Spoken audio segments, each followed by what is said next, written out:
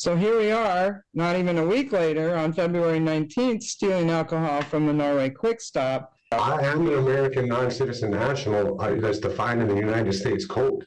And I do believe that underneath copyright, once my name is copyrighted through the Daily News, once I put that copyright on your paperwork, that's something called copyright impoundment. That means that under Erie Railroad versus Tompkins, the fictitious entity under due process of law does not apply to my sui juris living being. You know, I don't understand how I can tell you that I'm an American national and you can hold me in a county jail under bond. Especially today, when I was arrested on a larceny under $200, somebody changed case prefixes and the warrant got dropped to a misdemeanor. And now you're still going to illegally hold me in a county jail under bond? All right, people of the state of Michigan versus Drew James Peltola, files 247831 SM and file 247819 SM. Mr. Peltola appears from the Dickinson County Jail. Counsel at known as Drew James Peltola appears before you as an entity. Hold on a minute. Just let me make the appearances and I'm going to give you the floor, okay? In regard to the matter, Nancy Schaub is here as both his counsel on the underlying file on 247819 SM, as well as the first bond violation. She's here as CAFA counsel on bond violation number 2 in this file, as well as a new file of 7831 SM. Kristen Cass is here on behalf of the prosecutor's office. Drew Peltola, I'm going to give you an opportunity now to say whatever you want to say. Go ahead. I was trying to get around this bond violation. Wait, sir. I don't want you to talk about the underlying charges. I wanted you to say whatever you wanted to say and citizen information that you wanted to make a record of. I am an American non-citizen national that's defined in the United States Code. And I do believe that underneath copyright, once my name is copyrighted through the Daily News, once I put that copyright on your paperwork, that's something called copyright impoundment. That means that under Erie Railroad versus Tompkins, the fictitious entity under due process of law does not apply to my sui juris living being. All right, is there anything else you'd like to state for the record concerning? And here we go. This is the Sovereign Citizen Playbook. American national, copywriting your name, invoking obscure case law like it's a magic spell. But here's the legal reality. None of that removes the court's jurisdiction in a criminal case. You can declare yourself whatever you want philosophically, but if you're charged under state law, the court still has authority. The real question is, does this strategy help your bond argument or completely distract from it? Are noted for the record. All right, concerning the matter, then I have some concerns regarding Mr. Peltola. He seems to be on a spiral. This started with a disorderly drunk on February 4th in a public place. I saw him on February 5th. I set his February 12th, with a .236 on a preliminary breath test.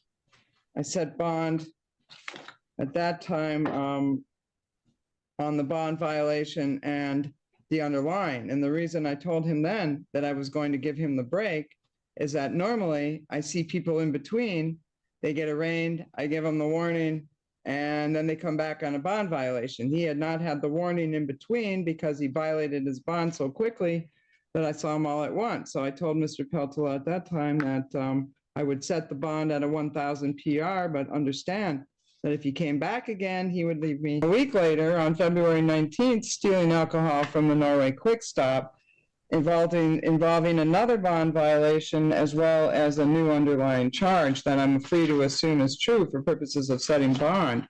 So for purposes of setting bond today, then, for the following reasons, and in regard to his Wisconsin matters, very serious matters, he's got 2 felonies pending in Brown County from 2023.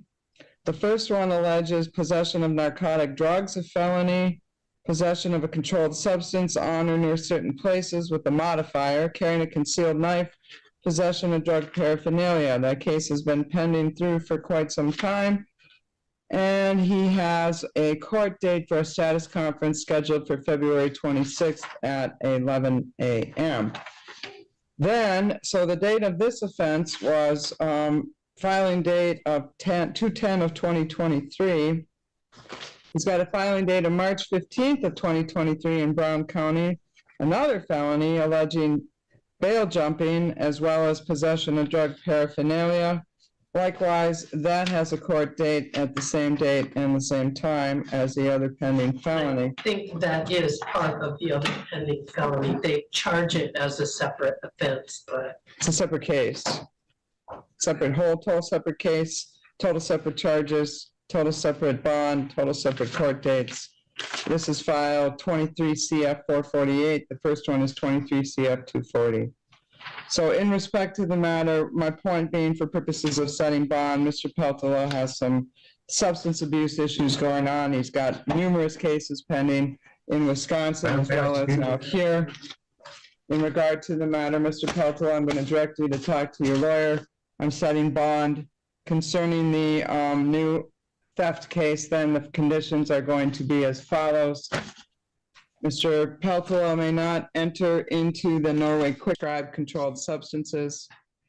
Mr. Peltola is subject to random PBTs and drug screens. Mr. Peltola may not go in any businesses that sell alcohol for use inside, such as bars and taverns, are prohibited until or unless further order of the court. Conditioned on him signing that waiver of extradition, which I do have in the file, I will allow him to go back and forth to Wisconsin for purposes of court hearings and or meeting with his attorney.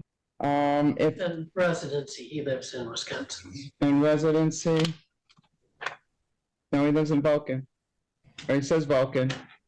Is that just your Bracket. mailing address? Yes, we can do it like that if you choose to. Well, where is your residency? My residency and my domicile is 1968 River Street. We can switch up the mailing address to W43, the apartment 13 in Vulcan, Michigan. The address should be in there. It should be bracketed. Right, and that's apartment 13. You didn't put that on there though. Apartment 13? Yes, ma'am. And that's your mailing address though? Yes, but the problem is that building's not registered anywhere. I had to go to the post office and I had something mailed and they told me that my mail was being returned and because there's no actual mailboxes in the building. All right, so I got two issues I need to deal with here. One, do you live in Wisconsin? Do you have to go to Wisconsin for purposes of residency or just your court stuff? My mailing address, my residency, and my domicile are all registered at my mother's house.